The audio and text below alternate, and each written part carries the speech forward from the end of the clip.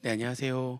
네, 우리 국진법 특강할 때 아직 그 법 시행령이 통과가 안 된 상태였잖아요. 시행령 안만 가지고 했던 건데 시행령이 이제 확정이 됐어요. 엊그제 그저께 확정이 돼서 27일 날. 그랬는데 이제 확정되면서 살짝 문구가 살짝 바뀌거나 뭐 내용의 큰 의미의 변화가 없는 것들 그 대부분인데 내용이 바뀐 게 하나 있어가지고 지금 페이지 나눠드린 거 있잖아요. 그 우리 교재의 국세징수법 1-7페이지에 있는 그 고액 상습자료자 명단 공개하는 거 있죠. 그거 산식이 살짝 바뀐 거예요. 예를 한번 잠깐 들어볼게요. 그러니까 지금 작년에서 이제 사실 개정안으로 나왔다가 이번에 확정되면서 이제 바뀐 내용이란 말이죠. 보면은 거기 지금 국징법부터 하나 이제 확정되면서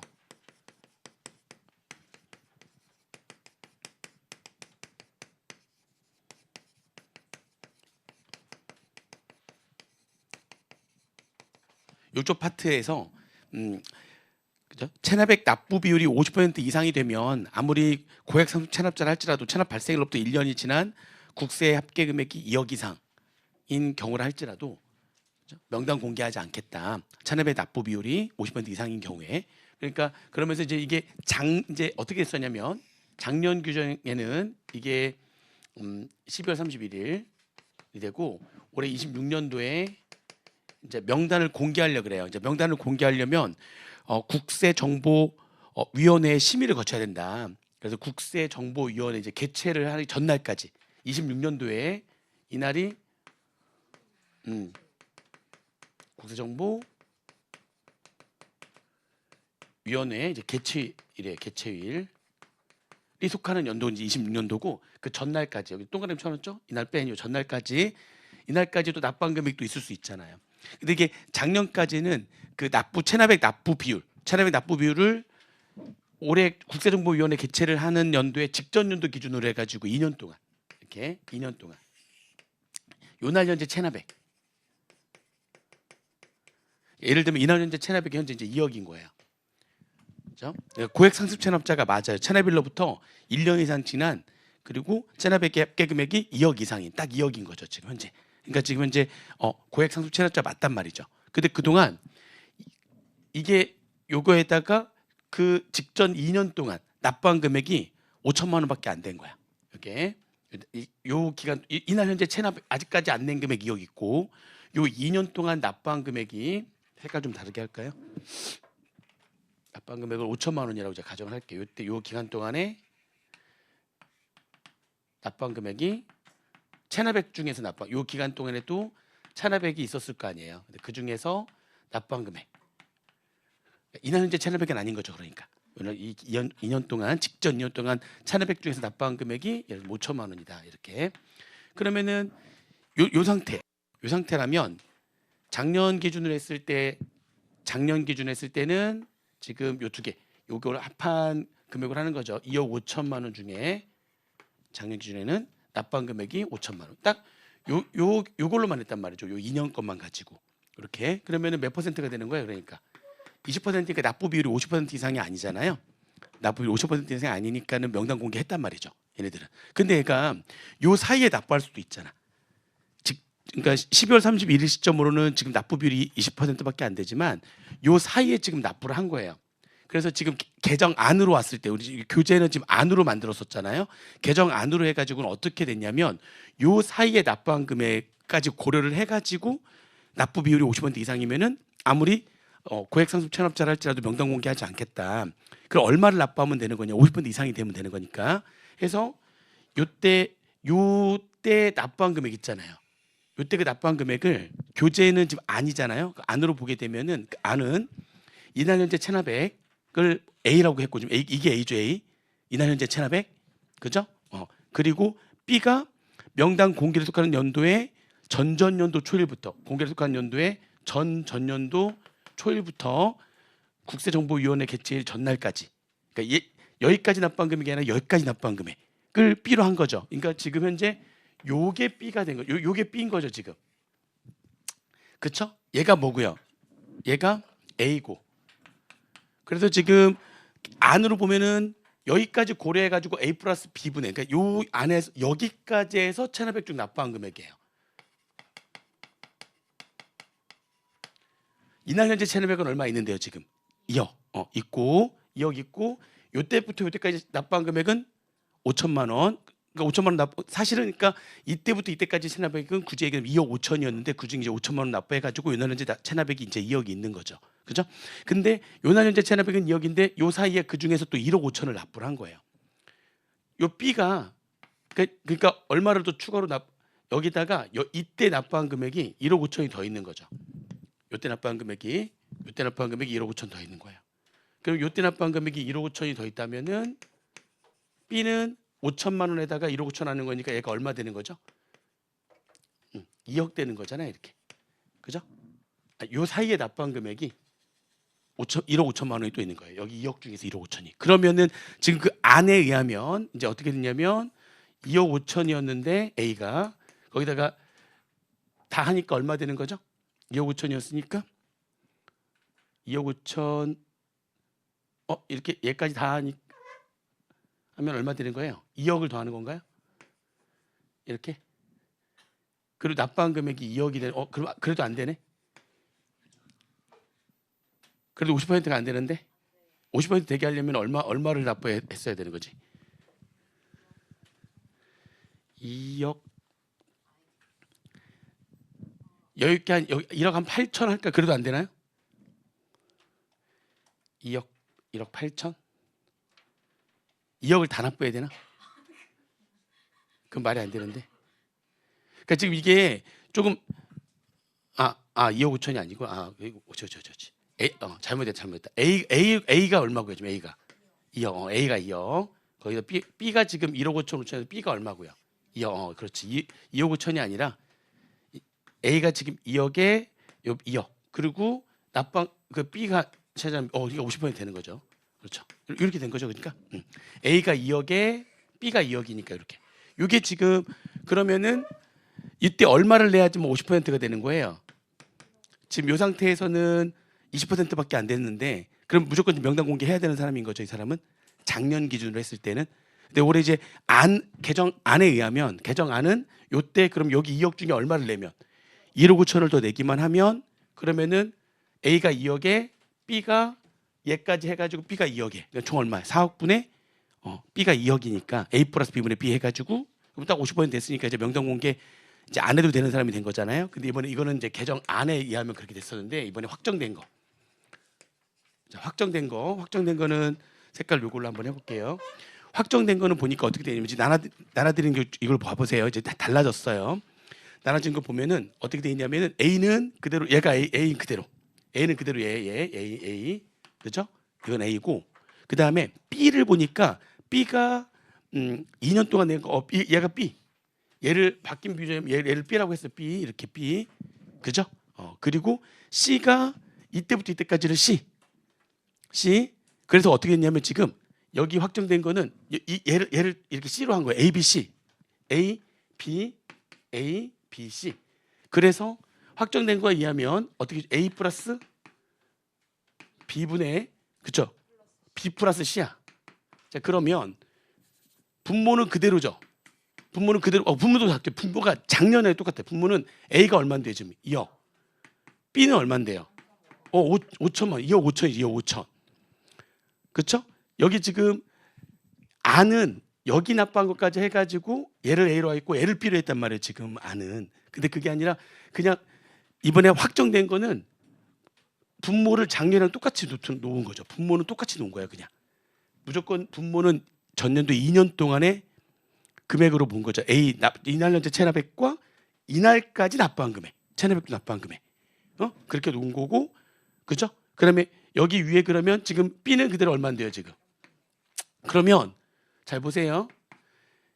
여기 C를 지금 안에 의하면 50% 되려면은 1.5억을 내야지만 됐었는데 이때 얼마만 내면 되는 거죠? 그러니까 이게 50%가 되려면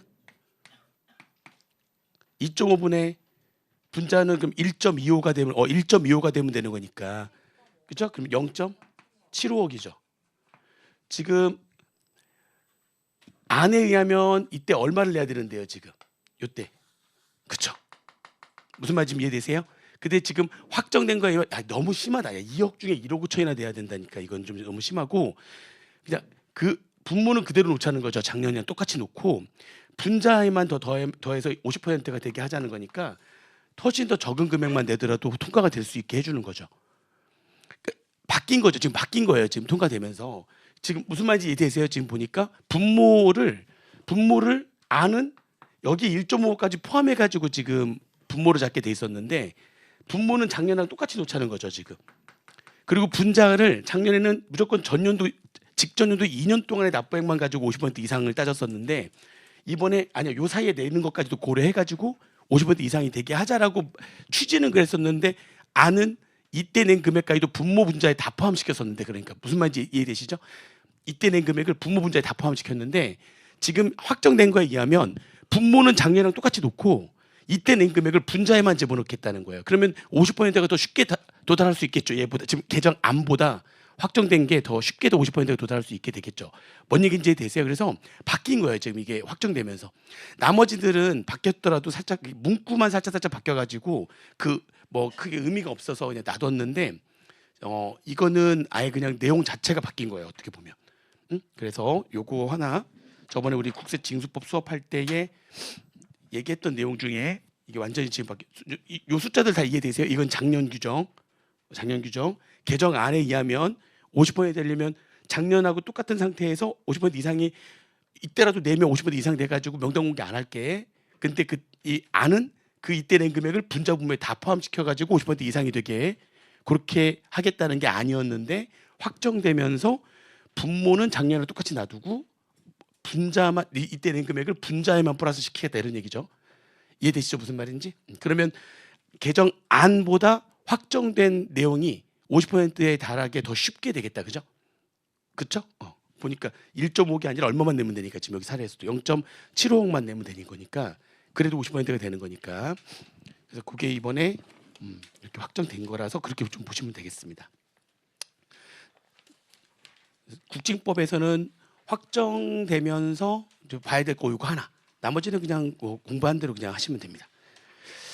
자, 그러면 오늘은 국조법이랑 조처법이랑 할 텐데 이제 국조법은 잘 안 볼 거기 때문에 조처를 먼저 할 거예요. 조처를 하고 국조하실 때는 가셔도 뭐라고 안 할게요.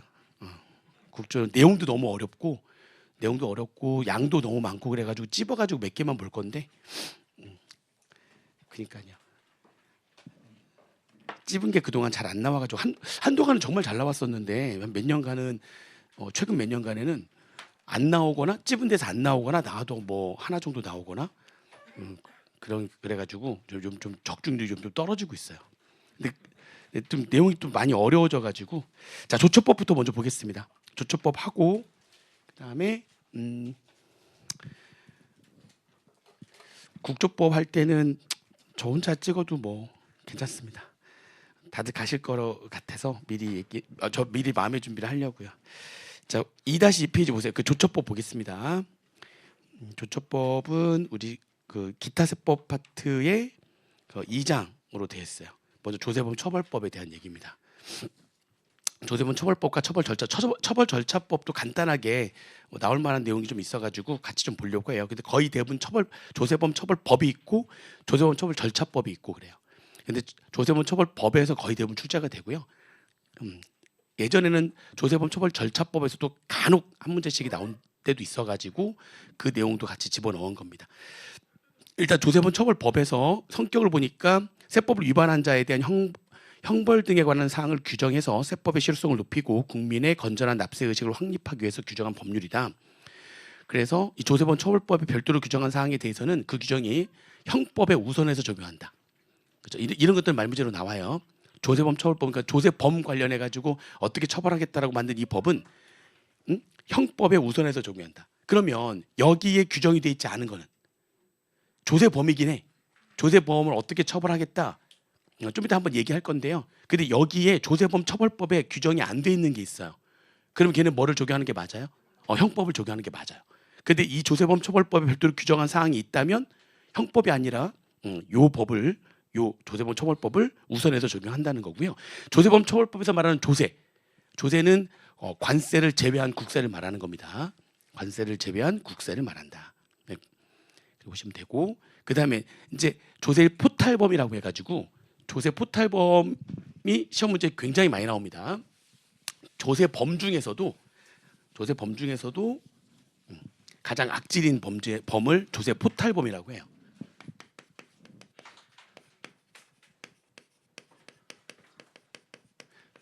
조세 포탈범이 되려면 세 가지 요건을 모두 충족해야 돼요. 조세 포탈범이 성립하기 위해서는 다음의 요건을 충족해야 된다. 그 다음의 요건 세 가지가 있어요. 1번 뭐라고 했죠? 사기나 그 밖에 부정한 행위에 의해서 조세 포탈, 공제, 환급. 포탈범이 되려면 요건이 세 가지 요건을 모두 충족해야 되는데, 사기나 기타 부정한 방법에 의해서, 사기나 기타 부정한 방법, 부정한 행위라고 표현할게요. 그대로 부정한 행위에 의한 조세 포탈, 공제, 환급.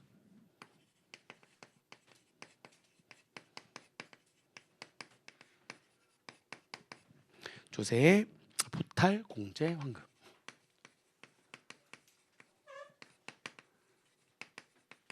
이렇게 요건, 첫 번째 요건이 이거예요. 그리고 두 번째가 조세 수입의 감소.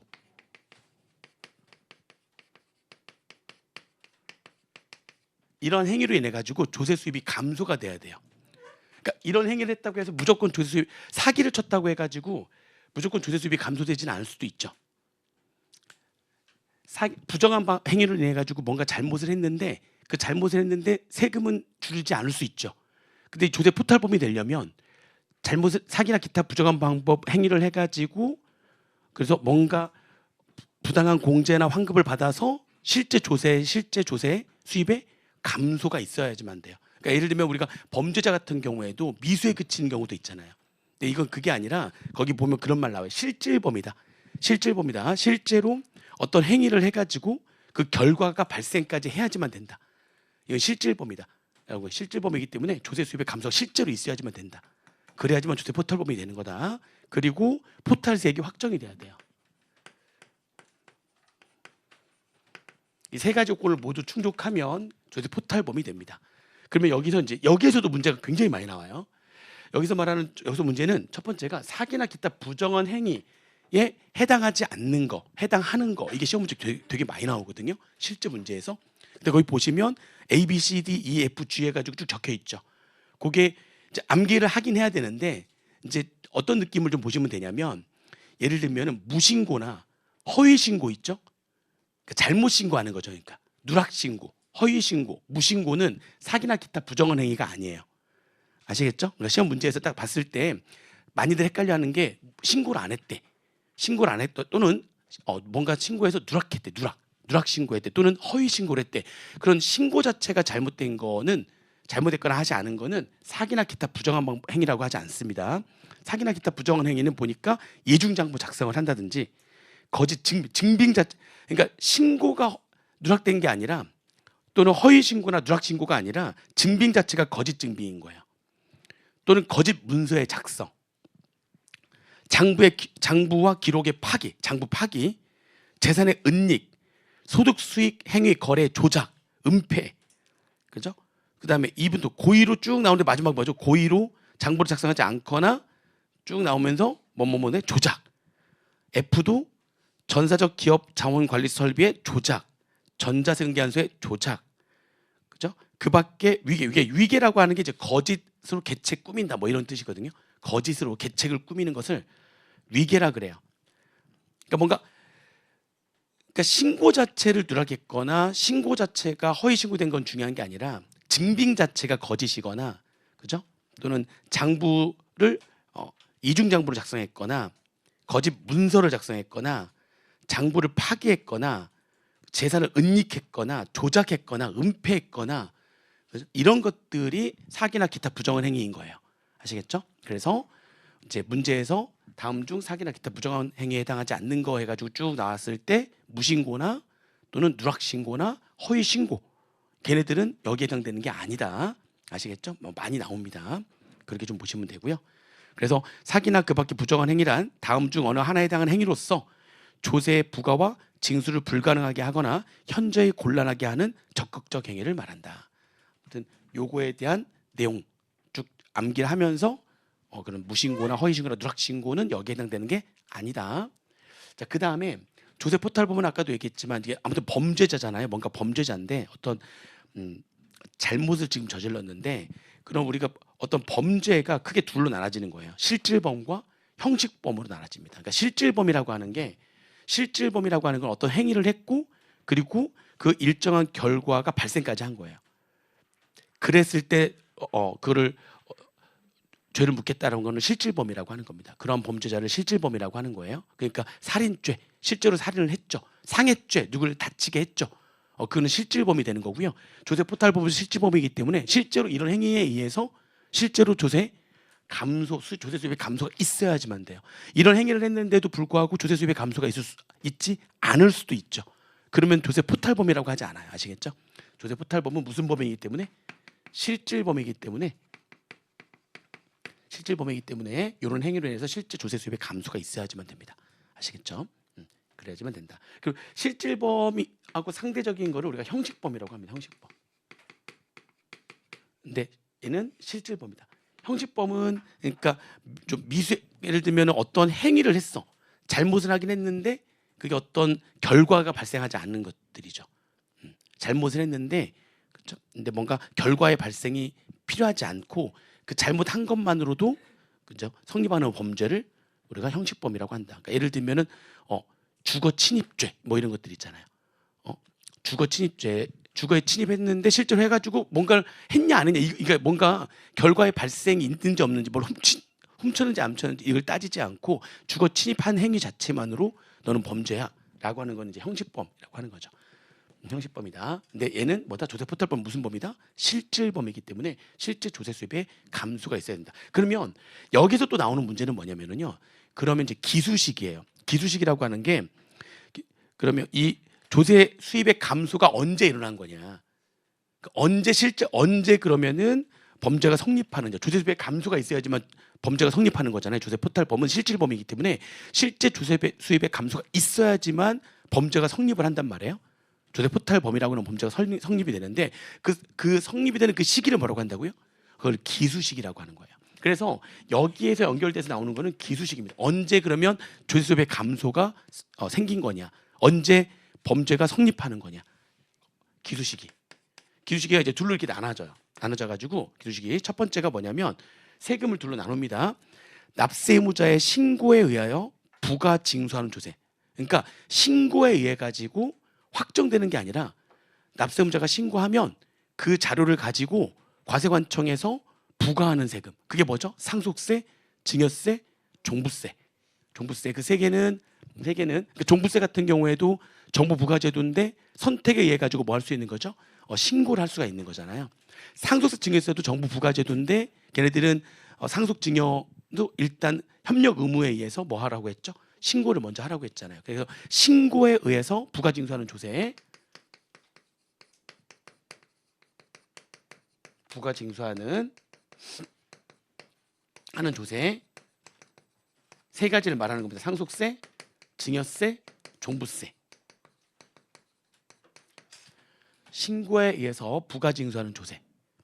그럼 이 신고에서 부가 징수하는 이 조세 이 세 가지에 대해서 그것도 둘러 나눠서 원칙 해당 세목의 과세 표준에 대한 정부의 결정 또는 조사 결정을 한 후에 그 납부 기한이 지난 때 이게 원칙이고 예외가 납세 의무자가 조세를 포탈할 목적으로 법에 의한 과세 표준을 신고하지 않음으로써 해당 세목의 과세 표준을 정부가 조사 결정할 수 없는 경우에는 이렇게 나오잖아요. 이게 좀 나눠진다면 뭐냐면은 예를 들면 종부세 같은 경우에는 원칙이 뭐죠? 그냥 정부가 부과하는 게 원칙이잖아요. 그러니까 종부세는 그냥 예를 적용하는 거예요. 종부세는 예를 적용하는 거고요. 상증세 같은 경우에도 얘는 종부세는 그냥 원칙을 적용합니다. 종부세는 그냥 원칙을 적용하는 거고 이렇게. 그래서 언제 그러면은 조세 수입의 감소가 생기는 거냐 해가지고 원칙은 어떻게 되는? 원칙은 정부가 결정해가지고 고지서를 보낼 거 아니에요. 그렇죠? 그 고지서. 그래서 뭐로 돼 있죠? 그 정부가 조사 결정한 후에 그 고지서를 보냈을 거니까 그죠? 결정한 후에 결정으로 납부 고지서를 보낼 거란 말이죠. 그 납부 고지서의 납부 기한이 지났을 때. 납부기한이 지난 때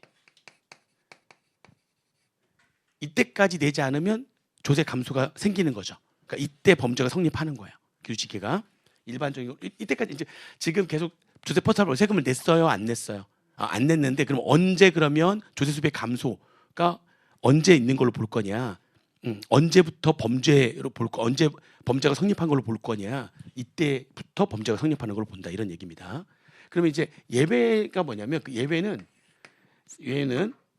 그러니까 상속세하고 증여세 같은 경우에는 이게 원칙이 될 수도 있고 예외가 될 수도 있고. 자, 원칙은 제대로 상속세 증여세는 제대로 신고를 상속증여세 신고기한 협력 의무에 신고가 있잖아요. 신고를 했어요. 신고한 걸 가지고 9개월 내에 이제 과세관청에서 상속세 같은 경우에 신고하게 되면 9개월 내에 결정을 한단 말이에요. 그래서 이제 신고를 하고 난 다음에 과세관청에서 이제 9개월 동안 이제 그 신고한 걸 바탕으로 해가지고 조사해가지고 결정을 했어요. 제대로 내가 뭘 했죠 지금 다? 신고를 했어요. 그걸 바탕으로 해가지고 조사해가지고 결정을 했죠. 그래서 또 통지를 보낸단 말이죠. 그죠? 그래서 그 납부기한이 지난 때 계속 안 냈다면, 근데 뭐 신고를 했는데 지금 뭘 안 했죠? 얘가 지금 납부를 계속 안 하고 있는 상태. 근데 뭘 했다고요? 지금 신고는 했어. 지금 계속 납부하지 않았으니까 조세 포탈범이 되는 거 아닙니까? 언제부터 조세 포탈범이냐? 신고는 제대로 했다면, 신고를 했다면 이제 조사 결정해가지고 납부는 하지 않았으니까 뭘 보내요? 납부 고지서를 보낼 것이고 그 납부 고지에 납부 기한이 지났을 때까지도 안 내면 그때 성립을 하는 거야. 조세 포탈범 기수 시기는 이때야. 근데 이제 상속세인데 예외 뭐도 안 한 거죠? 신고도 안 한 거예요. 신고도 안 한 거죠. 그래서 그 얘기죠. 납세의무자가 조세 포탈의 목적으로 법에 의한 과세 표준을 신고하지 않음으로써 정부가 조사 결정하는 게 쉽지 않죠. 이렇게 되면 이제 나중에 이제 알게 된 거죠. 신고 안 해가지고 아버지가 사망했는데도 불구하고 신고를 안 하면 한참 지난 다음에 알 수가 있겠죠. 그렇게 돼가지고 한참 지난 다음에 이제 알게 된 거예요. 정부가 신고를 안 한 거죠. 무슨 목적으로 그런 거죠? 지금 세금 안 내려고 지금 포탈의 목적으로 신고를 안 했대요. 무슨 말인지 되시죠? 그럼 언제 조세 수입의 감소는 언제 있는 거 볼 거냐? 그러면 그 다음에 결정해서 고지서 언젠가는 보낼 거 아닙니까? 그때가 아니라 넌 범죄 기수 시기를 확 당기는 거죠. 네가 지금 신고를 안 했어? 원래 네가 제대로 신고했다면 신고 기한은 이제 언제 상속세 같은 경우에 언제 신고하는 거예요? 상속 개시록한 말일로부터 6개월 이내에 신고하는 거고요. 그리고 9개월 내에 결정하거든요. 그리고 고지서를 보내니까 결정 후에 9개월 신고 기한 지나고 그다음 9개월 결정하고 그다음에 납부고지서 보냈을 때에 납부 기한 지났을 때 그때가 지금 성립이 되는 건데 기수 시기가 그때인데 너 지금 신고 안 했어? 그러면 쫙 당겨서 그냥 언제로 하겠다고요? 신고 기한 지났을 때. 그때 범죄가 성립하는 걸 볼 거야. 신고 기한에서 과세 표준의 신고 기한. 이거 여기서 말하는 신고 기한은 이제 과세 표준의 신고 기한이니까 과표의 신고 기한이 지난 때. 범죄 성립 시기가 어떻게 되는 거죠? 시기가 쫙 당겨지는 거죠. 그러니까 오히려 당겨지는 거다 이렇게 보시면 되겠습니다. 이해되시죠? 이게 아닌 나머지 일반적인 나머지 국세들, 나머지 일반적인 신고납부하는 나머지 이외의 국세들은 조세수입의 감소가 언제 생기는 거다. 기수시가 언제다? 그냥 신고납부 기한이 지날 때까지 안 내면. 신고납부 기한이 지난 때가 기수시가 된다. 이렇게 정리하시면 됩니다. 자, 그다음에 세 번째 포탈세액이 확정이 돼야 돼요. 포탈세액이 확정이 돼야 된다. 그러니까 실제로 조세 포탈범에 의하면 그러면은 몇 년 이하의 징역 또는 포탈세액의 몇 배의 벌금 해가지고 징역형과 벌금형을 병과하거든요. 병과한다는 거는 동시에 둘 이상의 형벌을 다 처하게 되니까 징역형도 처하고 벌금형도 처할 수가 있다는 거예요. 그걸 이제 병과라고 하는 건데 조세 포탈범은 굉장히 심한 범죄자이기 때문에 얘네들은 병과를 한단 말이에요. 징역형과 벌금형을. 근데 포탈세액이 얼마인지 확정이 돼요? 포탈세액이 몇 배까지 벌금을 내게 하는 거니까 벌금을 내야 되는 그 어떤 기준이 되는 거잖아요. 포탈세액이 얼마인지 확정이 돼야지만 벌금도 부과를 할 수가 있기 때문에 그래야 된다. 그래서 거기 교재 보니까 이런 말이 나오죠. 포탈세액은 구체적으로 확정이 돼야 된다. 왜냐하면 포탈세액을 추정해서 형사처벌하는 것은 증거재판주의에 어긋나는 거고 포탈세액이 확정이 돼야지만 벌금형을 정하는 기준이 되기 때문이다. 그래서 포탈세액이 확정이 돼야지만 된다. 그래야지만 조세 포탈범이 된다. 또 여기서 이제 뭐가 나오냐면 그러면 이제 실제로 그럼 조세 포탈범에 대한 처벌은 어떻게 할 거냐? 처벌은 포탈세액이 확정이 되면 처벌하는 거죠. 이제 처벌하는데 조세 포탈범에 대한 처벌은 기본 형량이 있고 가중 형량이 있어요. 기본 형량이 있고 가중 형량이 있습니다. 자, 기본 형량은 2년 이하의 징역 또는 포탈세액의 2배 이하의 벌금이에요.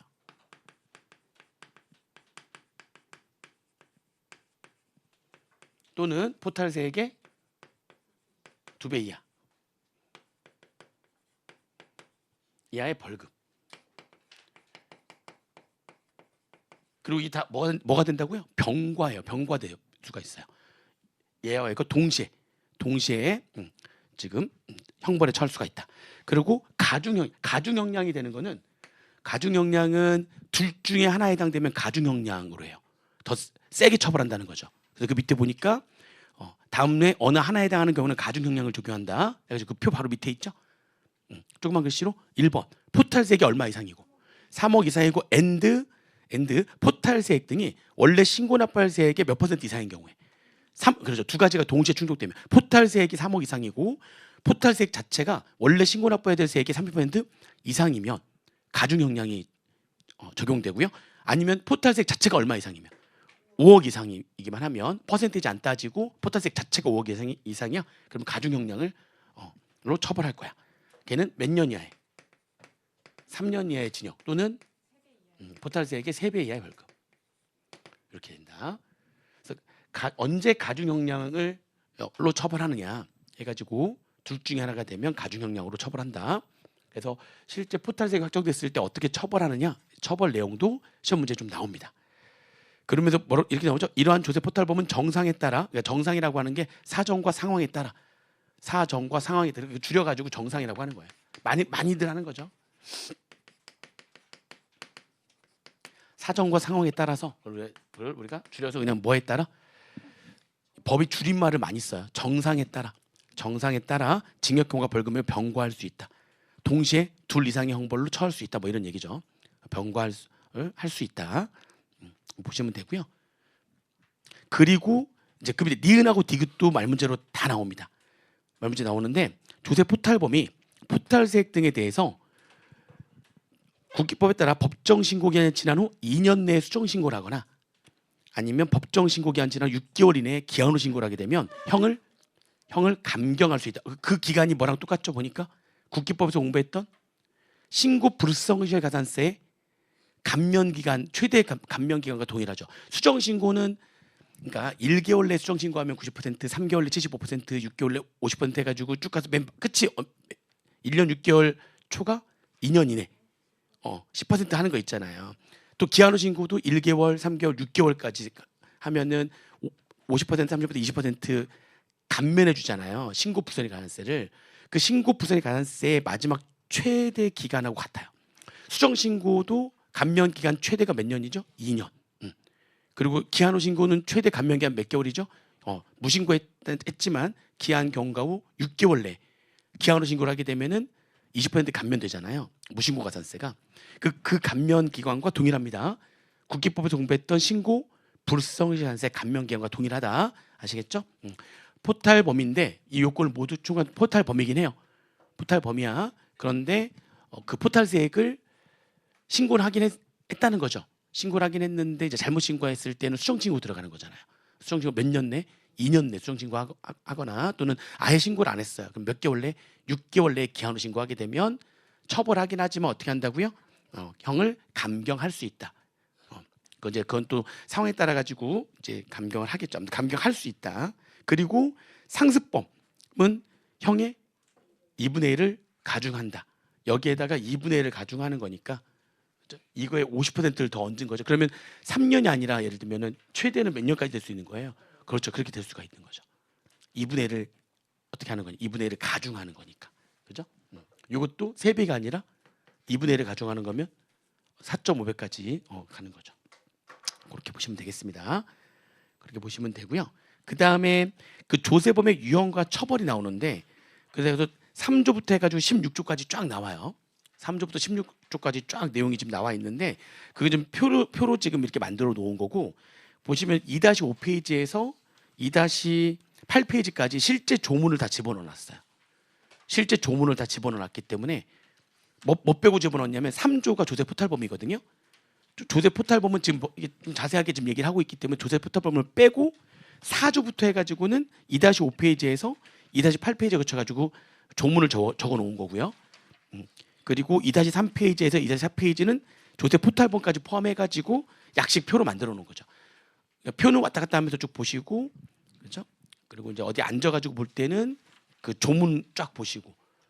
그래서 요 몇 페이지, 요 페이지만 딱 외우시면 무조건 두 문제 맞는 거예요. 물론 이제 지금 여기 기본적인 설명 같은 데서도 문제가 좀 나올 수가 있기 때문에 설명을 좀 드리는 거고요. 그래서 그거는 표를 좀 여러분들이 좀 보면 좋겠다. 거기에 또 뭐도 나오냐면 그 표를 보시면 거기 징역과 벌금을 병과할 수 있는 게 4가지예요. 그 4가지 그것도 암기하셔야 됩니다. 그렇죠? 정상에 따라 징역과 벌금을 병과할 수 있는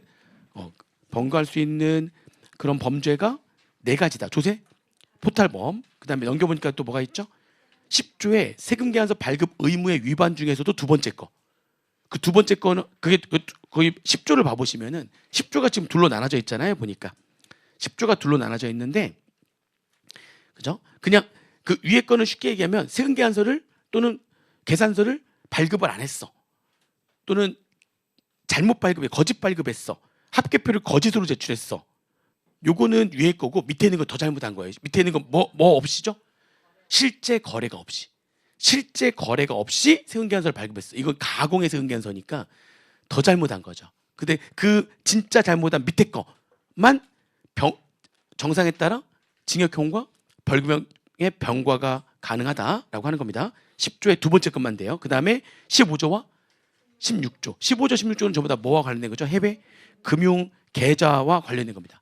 해외 금융 계좌의 정부의 비밀 유지 의무를 위반했거나 또는 해외 금융 계좌 신고 의무를 불이행했을 때 그때도 정상에 따라 징역형과 벌금형 병과할 수 있다. 해가지고 징역형과 벌금형 정상에 따라서 이렇게 병과할 수 있는 범죄가 4개.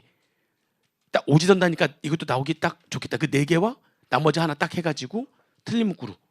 그 틀린 문구는 뭐를 틀린 문구로 할 확률이 되게 높아요. 보니까 느낌이 딱 오는. 그렇지, 그렇죠. 10조에 두 가지 중에서 위에 거가 병과할 수 있는 걸로 나오면은 또 이게 놓칠 수 있겠다, 그죠? 10조는 두 가지로 나눠져서 밑에 있는 거 실제 거래 없이 세금계산서 발급하는 가공의 세금계산서의 경우에만 병과가 가능한 거다. 아시겠죠? 그래서 4가지 정확하게 정리하시면 좋겠다. 병과 가능한 거. 자, 그 다음에 이제 그 다음에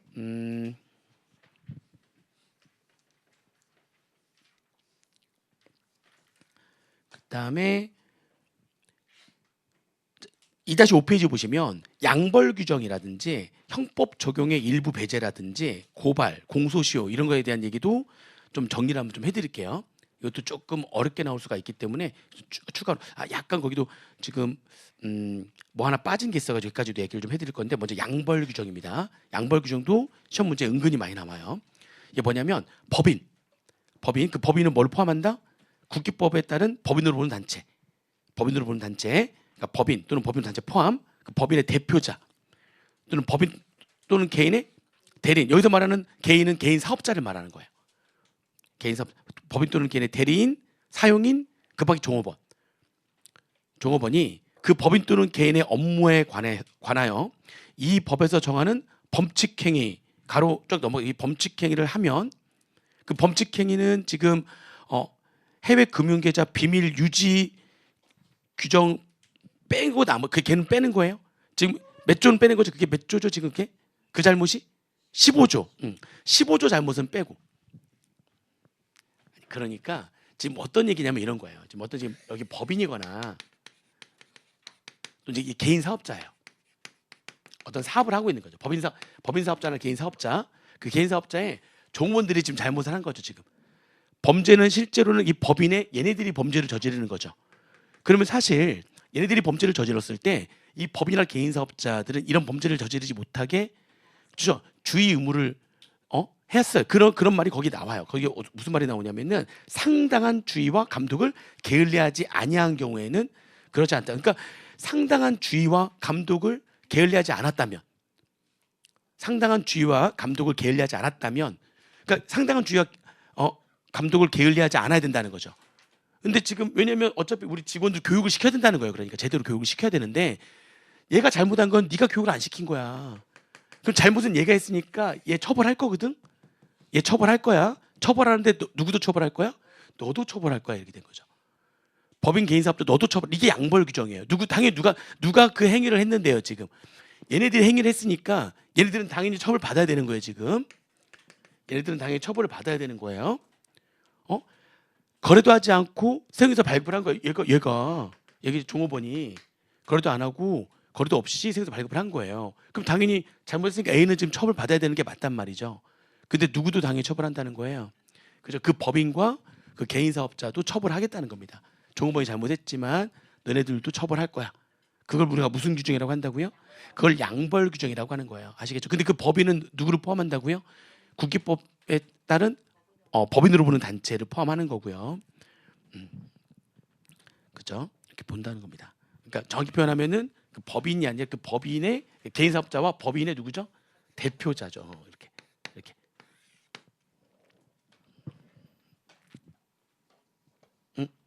표현 좀 그런데 법인의 대표자도 사용인처럼 이렇게 법인 자체지 법인 이렇게 밑에 종업원뿐만이 아니라 여기 누구도 있지 법인의 대표자도 있고 A가 대표자야. 그러니까 임직원 다 표현하는 거니까 A가 뭐 대표자야. 여기는 사용인이야. 직원이야. 얘는 대리인이야. 실제 잘못은 얘네들이 하는 거죠 지금. 그러니까 근데 법인과 개인 사업자는 대표자가 따로 있을 수 없는 거니까 개인 사업자는 이제 개인 사업자 경우에는 얘하고 얘가 있겠죠.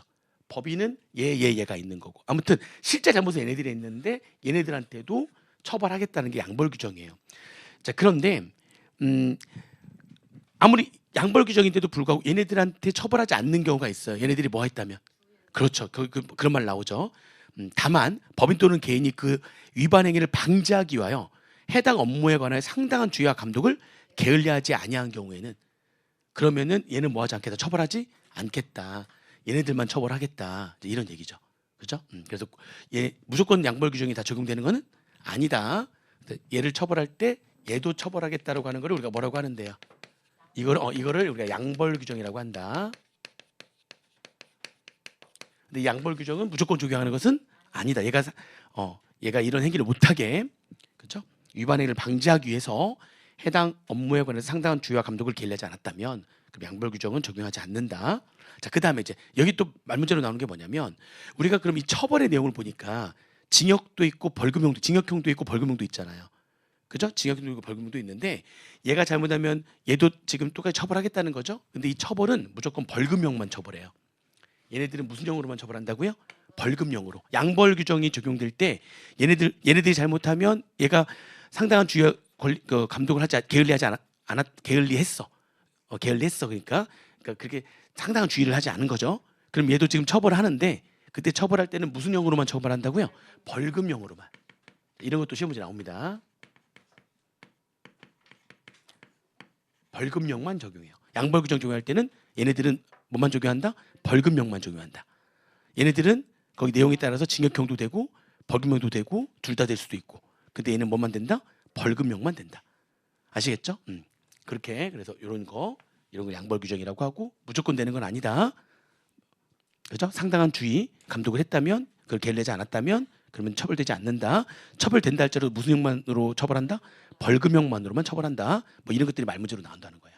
아시겠죠? 그래 보시면 되고요. 그걸 우리가 양벌 규정이라고 하는데 좋아. 양벌 규정 얘기했으니까 공소시효까지 같이 한번 가볼게요. 공소시효. 거기 보면 자 지금 3조부터 해가지고 몇 조까지 지금 범죄 행위들이 딱 나와 있죠? 16조까지 나와 있는데 공소시효 기간이 3조부터 몇 조까지 14조까지 규정된 범칙행위의 공소시효는 몇 년이 지나면 완성된다고요? 7년.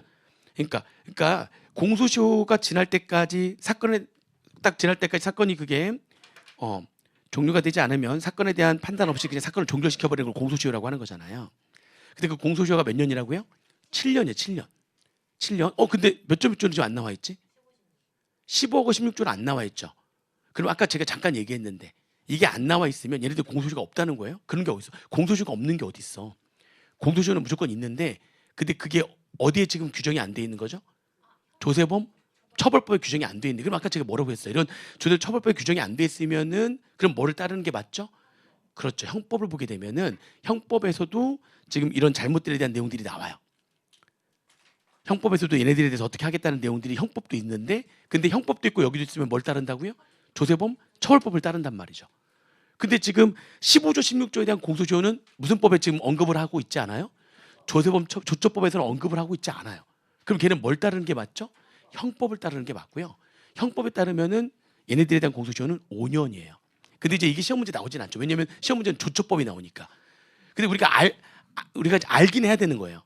여기에 규정이 안 돼 있다면 공소시효가 없는 게 아니라 있는데 뭐를 따르는 거 여기 없으니까 뭘 따라야 되는 거죠? 형법을 따라야 되는 거고요.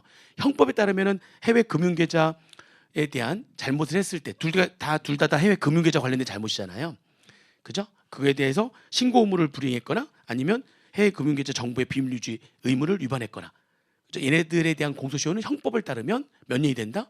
5년이 된다. 그렇게 알고 계시면 되고요. 그 조세범 처벌법에 그 둘을 뺀 나머지는 공소시효가 몇 년이라고요? 7년. 공소시효 7년이에요. 7년인데 다만 양벌 규정에 따른 행위자가 7년인데 양벌 규정에 따른 행위자. 자, 양벌 규정에 따른 행위자니까 얘가 행위자고 그죠? 얘로 인해 가지고 얘까지도 지금 처벌을 받는 거죠. 그게 양벌 규정이잖아요. 얘네들이 행위자죠.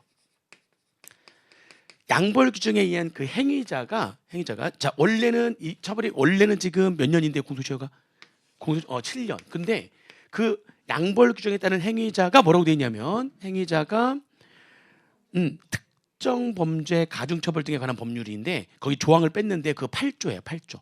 그 조항에 8조에 적용을 받는 경우에는 그 8조가 뭐냐면 그게 지금 특정 범죄 가중처벌 등에 관한 법률 8조가 조세 포탈의 가중처벌이라는 규정이에요. 거기다 8조라고 적어놓으시고요. 특정 범죄 가중처벌 등에 관한 법률 8조 그게 뭐라고? 조세 포탈의 가중처벌.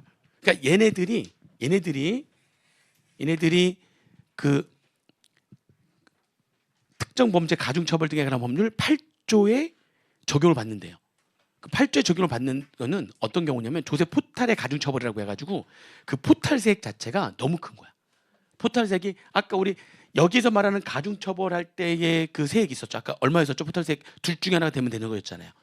그렇죠. 아까 포탈세액 자체가 3억 이상이면서 원래 내가 신고했었어야 되는 금액보다 포탈세액이 30% 이상이 되는 경우 아니면 포탈세액 자체가 5억 이상인 거 이랬었잖아요. 그죠?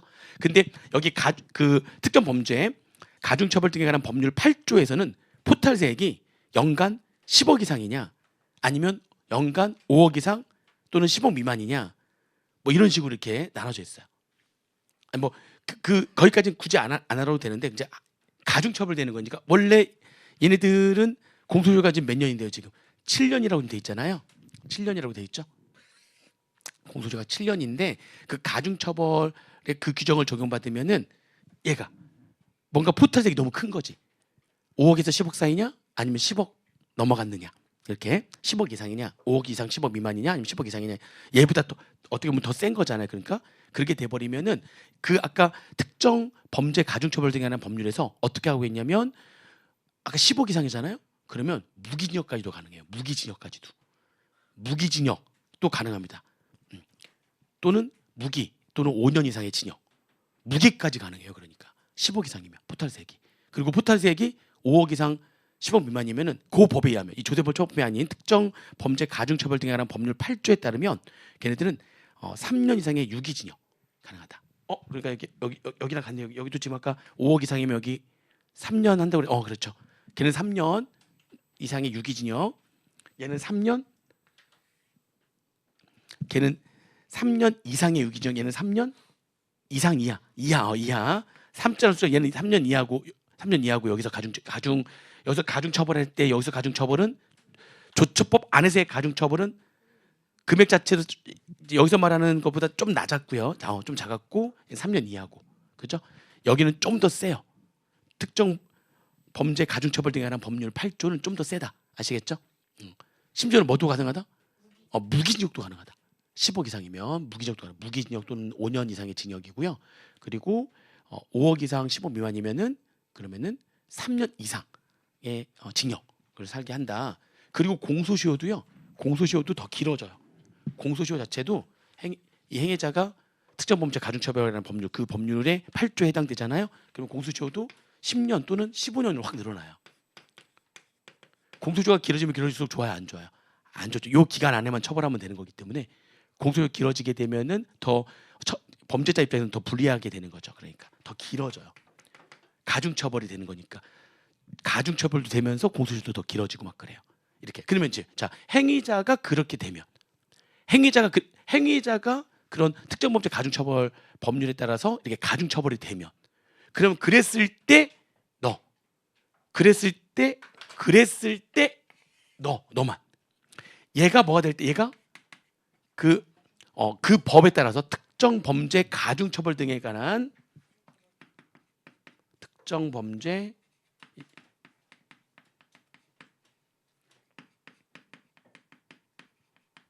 가중처벌 등에 관한 법률 가중처벌법이라고 할게요. 그냥 처벌법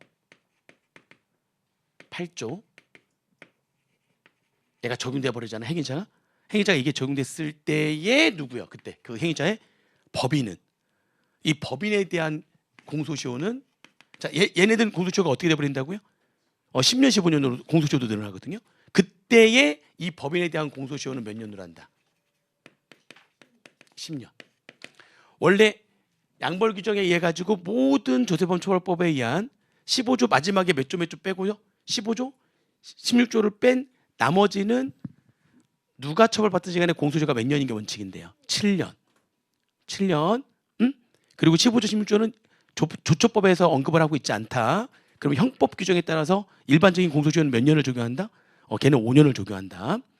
그리고 얘네들이 특정 범죄 가중처벌법 8조가 적용이 되는 정말 조세 포탈을 정말 심하게 한 애들 그렇게 해가지고 가중처벌되는 이 법에 따라서 가중처벌이 돼버리면은 처벌도 가중되고 공소시효도 얘네들이 행위자가 늘어나거든요. 이 법에 따라서 공소시효가 늘어나. 이건 조처법의 내용이 아니라 이거에 따라서 공소시효도 늘어나고 처벌 내용도 더 세지고 막 그래요. 그랬을 때에 그랬을 때에 양벌 규정이 적용되는 그 법인의 공소시효는 몇 년으로 한다? 10년으로 한다. 그 얘기예요. 아시겠죠? 그래서 그냥 무조건 법인이 무조건 10년이 되는 게 아니라 얘가 요거 8조가 적용되는 행위자에 대해서 양벌 규정이 적용되는 누구만 법인만. 그러면 얘 직원이 요거에 의해 가지고 양벌 규정이 그러니까 요거에 의해 가지고 요거 적용되는 직원이 있는 개인 사업자일 수도 있잖아요. 근데 그 개인 사업자는 10년이 아니라 그대로 몇 년이고요. 걔는 7년이고요. 누구만 10년이 되는 거예요? 얘가 요 법에 따라서 가중처벌이 되는 그리고 공소시효도 늘어나는 그런 행위자에 대한 양벌 규정이 적용되는 누구만. 법인은 조처법에서 또 몇 년을 하겠다? 10년. 얘네들은 이 법에서 몇 년으로 되고 10년, 15년 이렇게 돼 있고. 이해되시죠? 근데 이제 요거는 그렇죠. 요거는 조처법의 내용이 아니죠. 얘는 조처법의 내용이 아니고 요게 조처법 내용이고 요게 조처법 내용이고 요거는 조처법의 내용이 아니라 여기에 대한 내용이고. 그러다 보니까 문제는 얘하고 얘가 나오는 거죠. 얘는 조처법 내용은 아니니까. 이거는 여기 내용이니까. 근데 이 10년은 또 조처법 내용인 거예요. 무슨 말인지 이해되시죠? 그러니까 얘하고 얘는 문제가 나오는 거죠. 그러니까 이해되세요? 문제가 나온다. 그래서 좀 이해를 좀 하실 필요가 있다. 그래서 지금 1번과 얘기하면서 공소시효까지 같이 지금 얘기하면 1번, 4번을 같이 본 거고요. 그 다음에 3번 고발은 이제 조세범 처벌법에 따른 범칙 행위에 대해서 국세청장이나 지방세청장이나 세무서장의 고발이 없으면 검사는 공소를 제기할 수 없다. 그러니까 이 공소를 제기한다는 게 법원에서 재판을 청구해 가지고 소송을 일으키는 거 이제 공소 제기한다 이렇게 표현하는데 공소 제기는 누가 하는 거냐면 무조건 검사가 할 수 있어요. 그러니까 국세청장이나 지방세청장이나 세무서장이 공소를 제기할 수 없고요. 그들은 검사한테 뭐 하는 거죠? 검사한테 고발하는 거고요. 그러면 검사들은 고발을 받은 다음에 검사가 법원에다가 공소를 제기하는 거예요. 아직 순서가 그렇게 되는 겁니다. 국세청장이 공소를 제기할 수 없어요. 그러면 이게 예전에 이게 조세범처벌법도 한번 살짝 바뀐 건데 예전에는 금액이 어느 일정 금액을 해가지고 요 금액 넘어가면 고발을 해야지만 검사가 공소를 제기할 수 있다 이렇게 돼 있고 금액이 좀 작으면 고발 없어도 공소를 제기할 수 있다 이런 식으로 돼 있었다가 그게 싹 바뀌면서 무조건 공소는 뭐가 있어야지만 공소를 제기한다고요? 고발이 있어야지만 금액 제한 같은 게 이게 없어졌어요. 예전에는 있었다니까요. 예전에 있었는데 금액 제한 자체가 아예 없어져 버려가지고 무조건 공소는 뭐가 있어야지만 공소를 제기한다. 고발이 있어야지만 검사가 공소를 제기하는 겁니다. 아시겠죠? 무조건이에요. 금액 제한 없습니다. 고발 없으면 공소를 제기할 수 없는 거예요. 아시겠죠? 그래서 무조건 고발이 있어야지만 공소를 제기한다. 고발은 누가 한다? 고발은 과세관청이 하는 거고 고발은 과세관청이 하는 거고 공소를 제기하는 거는 검사가 하는 거다. 아시겠죠? 그래서 그것도 이제 금액 제한이 없다. 이렇게 생각하시면 되고요. 그다음에 2번에 이제 형법 적용의 일부 배제 여기 나와 있는데 형법에 벌금 경합 거기 색깔 칠해져 2번에 하나 둘 셋 네 번째 줄을 보면 벌금 경합에 관한 제한 가중 규정이 여기 있죠. 그게 이제 형법 내용이거든요. 그것도 좀 잠깐 설명 좀 드려볼게요. 형법에 벌금 경합에 관한 벌금 제한 가중 규정이라는 게 있어요. 그러니까 이게 그 벌금만 해당되는 거거든요. 벌금 경합에 관한 제한 가중 규정.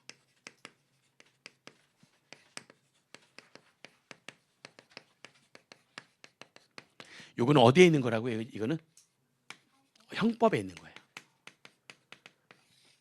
형법에 있는 겁니다. 예를 한번 좀 들어볼 텐데 아까 그 세금계산서 관련해 가지고 두 가지 중에서 좀 더 잘못하는 거 뭐죠? 거래도 없이 세금서 발급하는 거. 가공의 세금계산서 발급하게 되면 좀 더 세게 처벌되잖아요.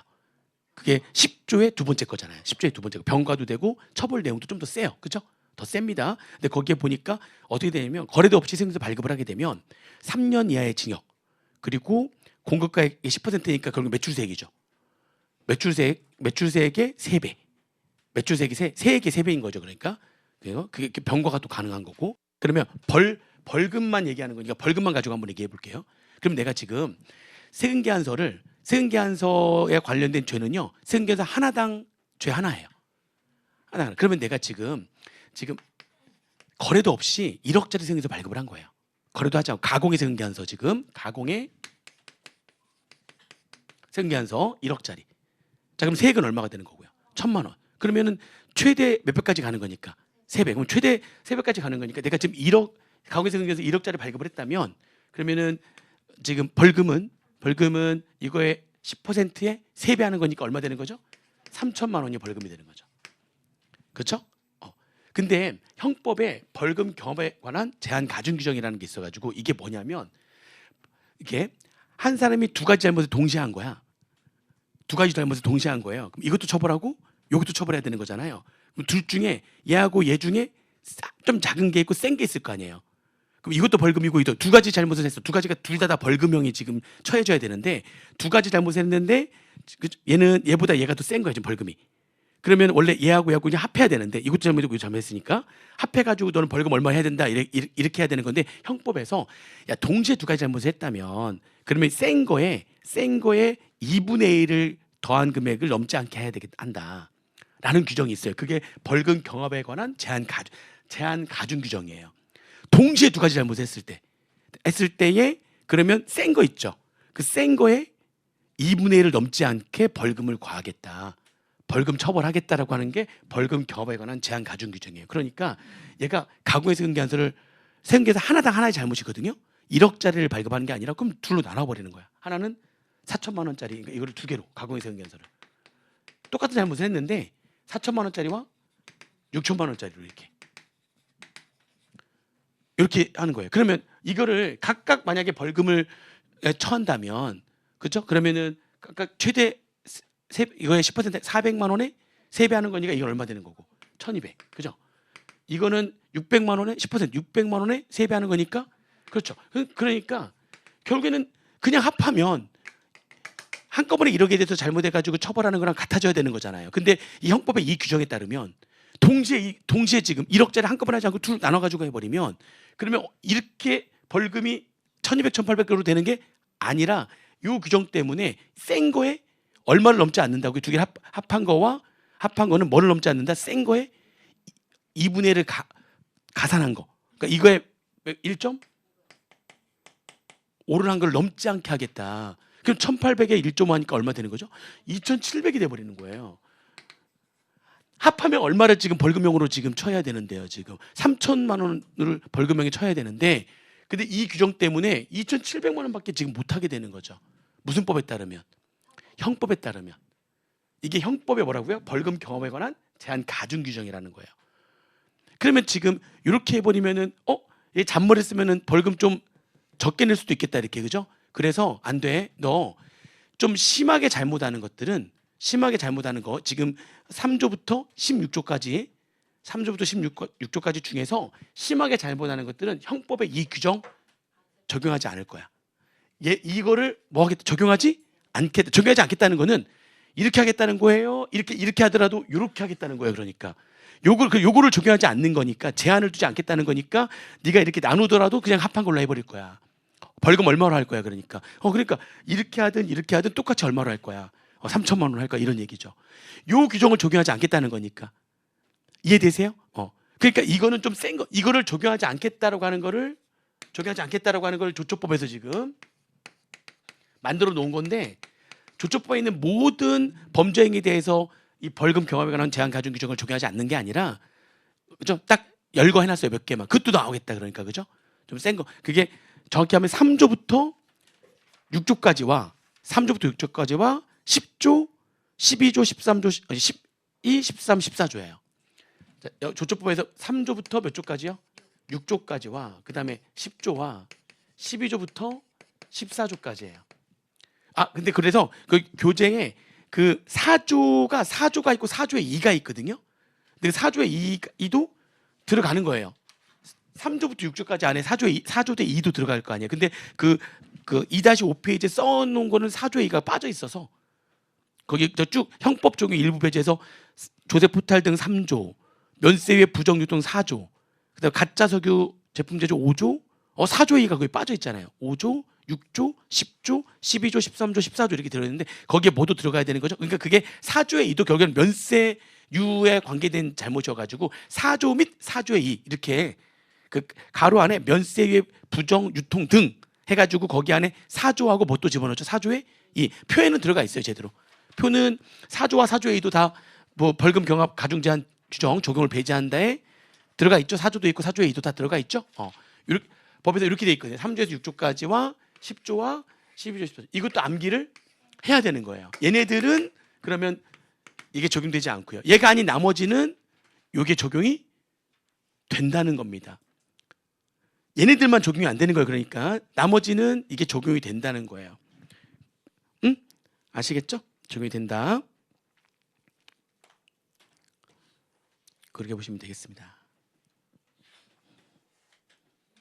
나머지는 적용되는 거고 얘네들만 적용이 안 된다. 나머지는 이 벌금 경험에 관한 제한 가중 규정이 적용이 되는 거다. 이렇게 보시면 되겠습니다. 그래서 조처법에서 딱 요거 그래서 이거 암기를 그 적용 배제되는 거 벌금 경험에 관한 제한 가중 규정 적용이 배제가 되는 거 암기를 하셔야 돼요. 시험 문제 나온다 안 나온다? 나온다. 요거 나오고 그 표에서 또 뭐도 나오고 아까 징역과 벌금을 정상에 따라서 병가할 수 있는 것들 나온다. 지금 막 나오는 것들만 계속 얘기하는 거예요. 또 거기 아까 사기나 기타 부정한 행위라고 하는 거에 그걸 실제 골라내는 문제들이 막 나오거든요. 쫙 골라내는 것들 나오는데 근데 거기에 뭐가 그거 다 외우긴 해야 되는데 거기에 뭐 무신고나 허위신고나 누락신고는 사기나 기타 부정한 행위가 아니다. 뭐 이런 것들이 막 문제 나온다는 거예요. 다 암기를 하셔야 되는데 암기할 때 지금 도움을 드리는 겁니다. 이런 것들은 얘는 암기를 해야 된다. 어떤 내용인지는 알겠죠? 어떤 내용인지는 알고서 암기하시면 되겠다. 이렇게 보시면 되겠습니다. 아시겠죠? 오히려 이걸 적용하지 않겠다는 거는 제한을 두지 않겠다는 거니까 처벌을 할 때 제한을 두면은 더 좀 약간 회피가 가능하잖아요. 근데 얘네들은 처벌을 오히려 더 어떻게 하겠다. 얘네들은 저 강화하겠다 이런 얘기죠. 그러니까 처벌을 더 강화시키겠다 이런 제한을 두지 않겠다. 더 강화하려고 그렇게 만든 거예요. 그러니까 좀 심한 잘못들 당연히 뭐가 들어가는 거죠? 조세 포탈범 포함이 돼가지고 좀 심한 범죄자들은 벌금 경감에 관한 제한 가중 규정을 적용하지 않는다. 그렇게 해서 정리하시면 되겠습니다. 그래서 쭉 내용 보시면 되고요. 그 다음에 그 이제 조세범 처벌 절차. 이제 나머지 이제 여러분들 몫이에요. 이제 설명은 다 제가 해드렸고 이제 외워야 돼요.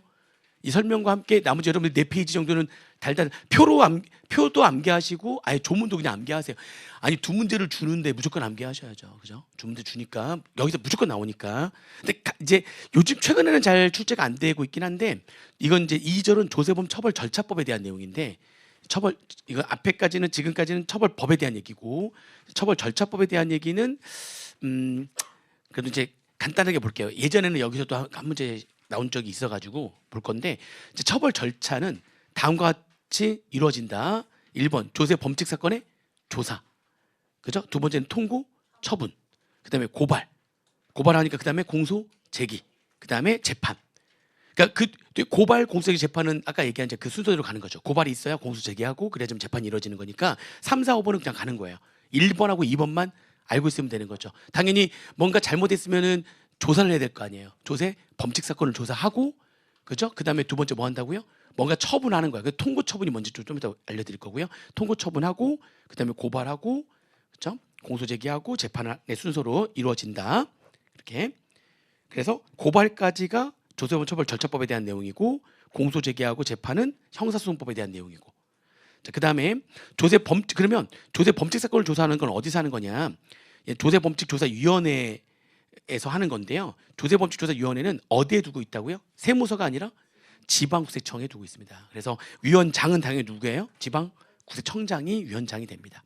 조세범칙사건을 조사하기 위해서는 그 조세범칙조사심의위원회를 둬야 되는데 그 위원회는 어디에 둔다? 지방구세청에 둔다. 그래서 위원장은 당연히 누구다? 지방구세청장이 위원장이다.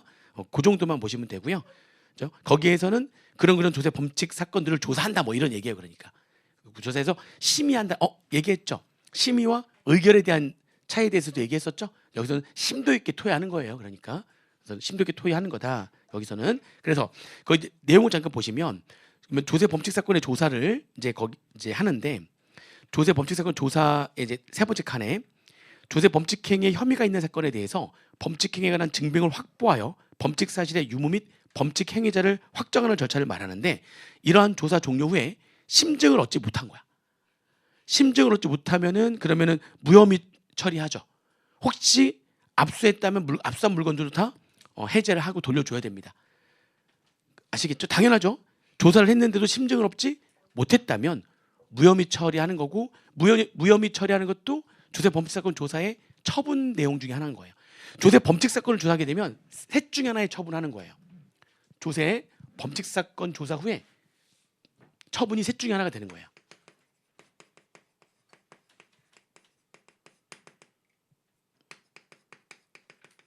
조사하게 되면 처분이 셋 중에 하나가 되는 겁니다. 첫 번째 심증을 얻지 못했다면 무혐의 처리하는 거죠. 그다음에 두 번째는 했는데 확증을 얻은 거지. 이거는 확실한 증거를 얻었다는 얘기죠. 그죠? 확정을 얻을 때는 무슨 처분한다고요? 통고 처분한다. 그러면 통고 처분이라고 하는 거는 이제 어떤 내용이냐 해가지고요. 통고 처분이라고 하는 거는 그러니까 쉽게 얘기하면은 그냥 종이에다가 과태료 처분하는 것처럼 이렇게 딱 내가 주차 위반해가지고 잠깐 화장이 너무 급해 막 하다가 이거 도저히 안 되겠어요. 그래가지고 안 되겠다 해가지고 안 되는 거 알면서도 지금 더 난리 날 수가 있잖아요. 그 벌금 걸리면 벌금인데 안 걸릴 수도 있는 거니까. 그래서 일단 갓길에 대고 막 어떻게 막 계속 일 보고 타는데 아니나 다를까 그냥 내 차 앞에 뭐가 붙어 있어요? 딱지 딱 붙어요. 이게 이제 통고 처분이에요. 이게 통고 처분입니다. 그러면 내가 통고 처분 딱 되면 이것도 나한테 처분이 내려진 거예요. 그러니까 내가 지금 잘못한 거 맞아요, 안 맞아요? 맞죠. 지금 도로교통법 위반했단 말이에요. 응? 근데 사실은 잘못하면 어떻게 되죠? 원래 잘못했을 때 내가 범죄자야. 내가 범죄자야. 내가 통고처분이라고 하는 거는 그러니까 이런 거죠. 원래 내가 범죄자라면 그러면은 내가 화장실 갔다 딱 왔더니 갑자기 경찰들이 다 나한테 이렇게 뭐가 막 레이저로 막 이렇게 막 다 있는 거야. 화장실 좀 갔다 왔더니 내가 범죄자니까 그러면서 손 들어 움직이면 쏜다 막 그러고 그다음에 손을 머리 위로 올리라고 하고 막 하더니 수갑 채우고 하더니 당신은 뭐 무기권을 행사할 수 있으면 뭐 미란다 뭐 그런 막 나한테 막 읊고 막 그러면서 변호사를 선임할 수 있어 막 이러는 거야. 나 화장실로 갔다 왔. 그리고 내가 뭐 잘못하긴 나 알아. 나도 지금 내가 죄를 저지른 건 맞지만 그 정도예요? 그건 아니잖아. 막 그랬더니 막 나를 강압 수사 막 이렇게 하고 막 하는 거야. 이게 그러니까 그렇게 처분을 하더라도 그렇게 원래 원칙대로 한다면 그렇게 하는 게 맞겠죠. 근데 맞겠지만 그런 좀 경미한 범죄 같은 경우에는 이게 통고 처분으로 처분하는 거죠. 그냥 딱지 딱 붙이고 가는 거죠, 그냥. 그죠? 딱지 딱 붙이고 가면 알아서 딱 거기 있는데 언제까지 내세요. 그럼 그때까지 내가 내면 되는 거잖아요. 그 내면은 일사부재리 원칙에 따라서 그걸 내면 더 이상 그 죄에 대해서 묻지 않아요. 그러면 내가 처벌 받은 거야 이거에 대해서. 내가 그거 하게 되면 일사부재리 원칙에 따라서 더 이상 난 처벌하지 이제 않는다. 죄를 다시 붙지는 않아요. 그거에 대해 내가 통고 처분에 따라 그걸 그대로 이행을 하면 그 얘기도 뒤에 나와요. 근데 내가 통고 처분을 했는데 뭐야? 나는 잘못했다는 생각이 안 드는 거야. 예를 들면 나 여기 주차 제대로 여기 주차하는 데 아니야 여기? 여기 주차 나는 도로교통법을 위반했다고 생각이 안 드는 거죠. 여기 원래 주차해야 되는 데 아니야? 주차 원래 구역 아니야? 그럼 쟤도 나 주차했는데 내가 왜 딱지를 붙여? 아니 그러니까 잘못할 수도 있는 거잖아요. 그 경찰들도 볼 때 잘못할 수도 있는 거잖아요. 잘못 판단해가지고 그렇게 할 수도 있고. 그래서 나는 그러면은 통고 처분을 내가 이행하지 않아야 돼요. 통고 처분 이행하지 않습니다. 그러면은 걔네들이 이제 통고 처분 이행하지 않으면 그러면 이제 그 다음에 고발이 들어가는 거예요. 그러니까 아까 통고 처분에 의해 가지고 내가 그거를 이행을 하면 그러면 끝나는 거고요. 통고 처분했는데 내가 그걸 이행하지 않으면 그러면 이제 과세관청에서 뭐 하는 거죠? 나를 고발하는 거예요, 이제. 그러니까 나는 이거는 시시비비 따져야 된다. 난 못 내. 난 잘못한 거 없어라고 판단한다면 그걸 내가 내면 안 되는 거죠. 통고 처분에 의한 금액을 내가 내면 안 되는 거예요. 그러면 이제 고발이 이루어질 거고요. 그러면 이제 거기 가서 그럼 나도 나름대로 이제 나도 증거 다 가지고 가가지고 거기서 이제 붙어야죠. 무슨 말인지 이해되시죠? 그런 겁니다. 통고 처분 이것도 일종의 처분인데 근데 그렇게 정식 절차를 갖춘 처분은 아니다. 약식 처분이라고 생각하시면 되겠습니다. 아시겠죠? 그 다음에 이제 다만 이런 말이에요. 다만 범칙자의 거소가 분명하지 않거나 징역형으로 처할것으로 사유되는 경우거나 뒤에 나와요. 뒤에 몇 가지가 나오는데 그게 범칙자의 거소가 분명하지 않거나 또는 이거는 벌금이 문제가 아니야. 이건 뭐에 처해야 되는 사항이야? 징역형에 처해야 되는 사항이야. 이거는 지금 통고처분을 돈 내라는 건데 이건 벌금으로 끝낼 문제가 아니야. 징역형이 처해질 것 같아. 아니면 범칙자의 거소가 분명하지 않아. 그거 말고도 몇 개 더 있거든요 뒤에. 그러면은 즉시 뭐 한다고요? 고발합니다. 뭐 없이 통고 처분 없이 즉시 고발 들어갑니다. 이것도 법적 조사 후에 처분 중에 하나인 거예요. 셋 중에 하나가 되는 거예요. 셋 중에. 근데 일반적으로 뭐가 되겠어요? 일반적으로는 통고 처분이 됩니다. 범칙 조사가 들어갔는데 무혐의 처리되는 경우도 가끔 있겠지만 극히 드물고요. 극히 드문 경우고 그리고 이 고발까지 들어가는 경우도 또 극히 드물고 거의 대부분 무슨 처분한다? 통고 처분하는데 아무튼 셋 중에 하나로 이렇게 처리가 되는 거죠. 그리고 보시면 되고요. 조사 결과.